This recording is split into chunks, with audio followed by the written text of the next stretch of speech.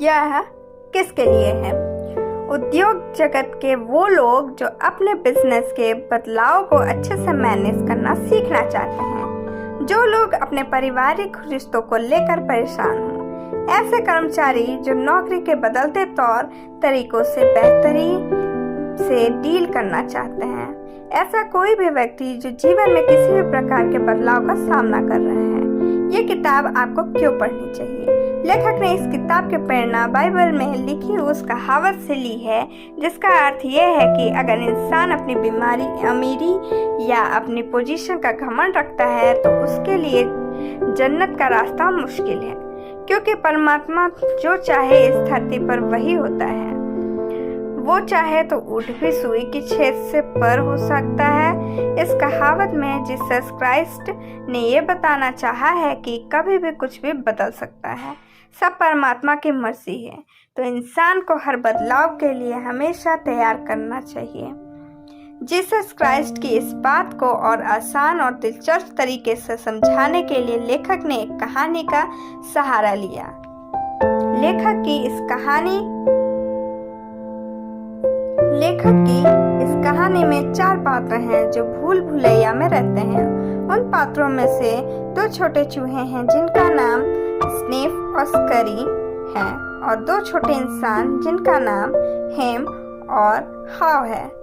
इस कहानी में ये चारों अपने लिए खाने की तलाश में भटकते रहते हैं। अपनी यात्रा के दौरान उन्हें कई उतार चढ़ाव का सामना करना पड़ता है।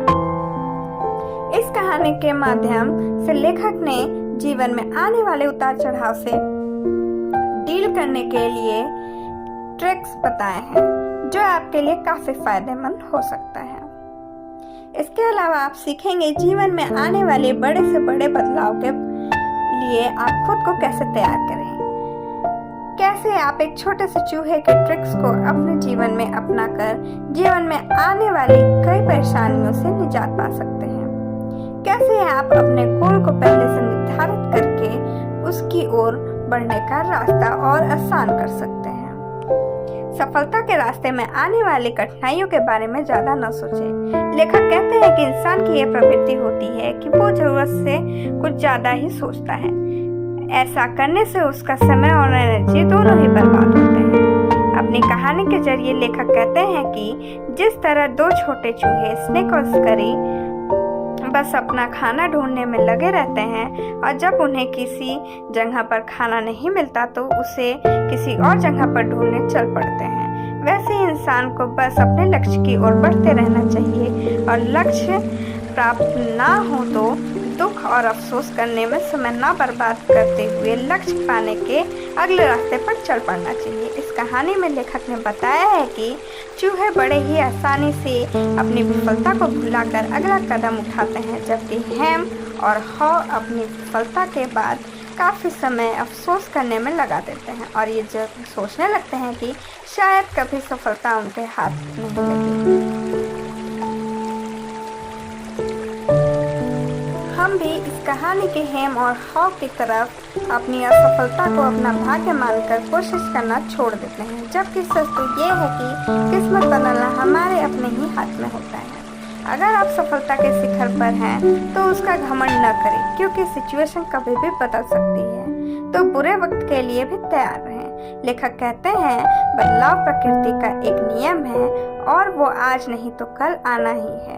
तो अगर इंसान इसके लिए पहले ही तैयार रहे तो आगे आने वाले बदलाव और समस्याओं से आसानी से निपट सकता है। लेकिन अक्सर सफलता के नशे में व्यक्ति ये भूल जाता है कि वक्त कभी भी बदल सकता है, जैसे कि हेम और हाव के साथ हुआ। जब उन्हें चीज मिला तो उन्हें लगा कि अब ये उनका है और इसे उनसे कोई नहीं ले सकता, और फिर अचानक एक सुबह जब वो उठे तो चीज गायब था। इसके विपरीत स्नेफ और स्करी ये समझते थे कि चीज उनके हाथों से कभी भी जा सकता है, इसलिए वे उस पर हमेशा नजर रखते थे।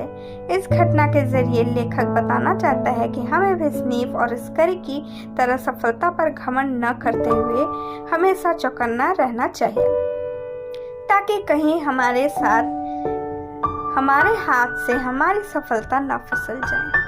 अगर आपका ध्यान सिर्फ अपने लक्ष्य पर होगा तो रास्ते में आने वाले बदलाव और कठिनाइयों से आप आसानी से निपट सकते हैं। लेखक की कहानी में जब हैम और हॉ चीज को ढूंढते हुए भूल भुलैया के सेक्शन सी में पहुंचते हैं तो उसे खाली देखकर उन्हें बहुत निराशा होती है।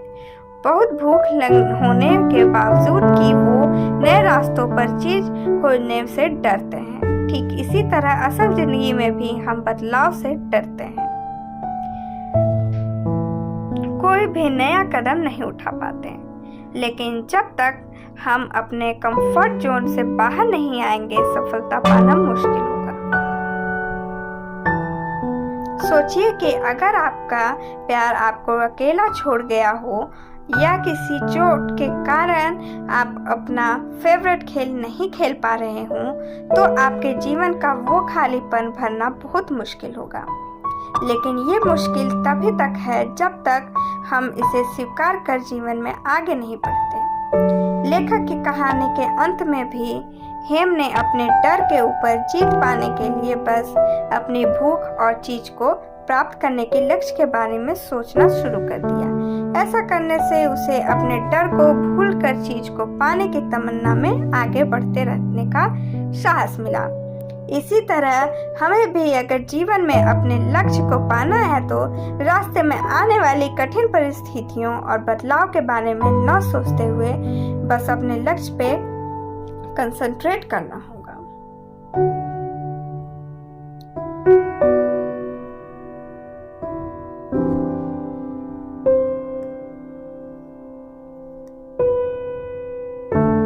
क्योंकि ऐसा करने से आपके अंदर नई ऊर्जा और उत्साह भर जाएगा जो आपको आगे बढ़ते रहने की प्रेरणा देगा। नए रास्तों पर चलने की हिम्मत रखें और देखें सफलता कैसे आपके कदम चूमती है। अपने लक्ष्य को ध्यान में रखकर हाँ उसे पाने के लिए आगे बढ़ता गया जबकि हैम आने वाले खतरों से डरा हुआ भूखा प्यासा वहीं रुका रहा।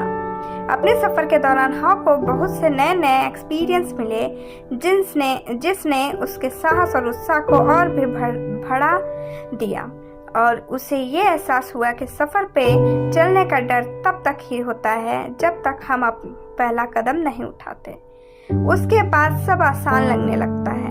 इस कहानी के हैम की तरह हम भी जीवन में आने वाले बदलाव से जितना डरते रहेंगे उतना ही सफलता की राह हमसे दूर होती जाएगी। इसके विपरीत अगर हम हॉ की तरह हिम्मत रखकर पहला कदम उठा लेंगे तो सफलता खुद ब खुद ही आपको मिल जाएगी। इस चीज की खोज की रोचक कहानी से मिले लेसन्स को अपने जीवन में इस्तेमाल करके आप अपने लक्ष्य को पहुंच सकते हैं।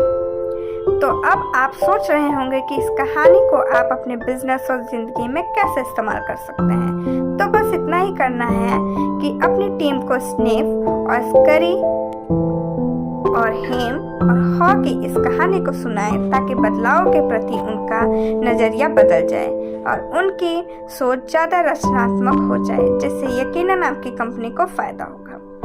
आप अपने एम्प्लॉयज से पूछें कि वो किस कैरेक्टर के साथ खुद की रिलेट करते हैं। जो आपकी कंपनी के स्नीफ हैं वो आपके लिए सबसे ज़्यादा फायदेमंद साबित हो सकते हैं क्योंकि वो मार्केट में आने वाले बदलाव को आसानी से समझकर आपकी कंपनी को फायदा पहुंचा सकते हैं। वहीं दूसरी तरफ जो एम्प्लॉयज करी की तरह है वो चीज़ों को समय पर पूरा करने में विश्वास करते हैं। इन एम्प्लॉयज को आप एक्शन टेकिंग टीम में रख सकते हैं जो कि आपके हर काम को पूरा कर आपकी कंपनी की तरक्की में मदद करेंगे। जबकि हैम जैसे लोग आपकी कंपनी में आए बदलाव से डर कर आपका साथ छोड़ सकते हैं और आपको जरूरत है अपनी कंपनी के हैम को ढूंढ कर उन पे मेहनत करने की ताकि वो हॉ बनकर किसी भी बदलाव का सामना कर ले। अंत में लेखक कहते हैं कि हम सबको इस कहानी से ये शिक्षा लेनी चाहिए कि जो आइडिया आज काम कर रहा है जरूरी नहीं कि कल भी काम करेगा। जो आज अच्छा है जरूरी नहीं कि कल भी अच्छा रहेगा। इसलिए हमें हमेशा अपने दिल और दिमाग के दरवाजों को खोलकर अपने आसपास की दुनिया में आए बदलाव के अनुसार ढल जाना चाहिए। नहीं तो हम पीछे छूट जाएंगे और दुनिया आगे निकल जाएगी। इसलिए याद रखें कि चाहे कोई भी चीज़ कितनी भी अच्छी हो, हमें हमेशा नई चुनौतियों और नए नए मौक़ों की तलाश करते रहना चाहिए, क्योंकि वक्त के साथ बदलना बहुत ज़रूरी है।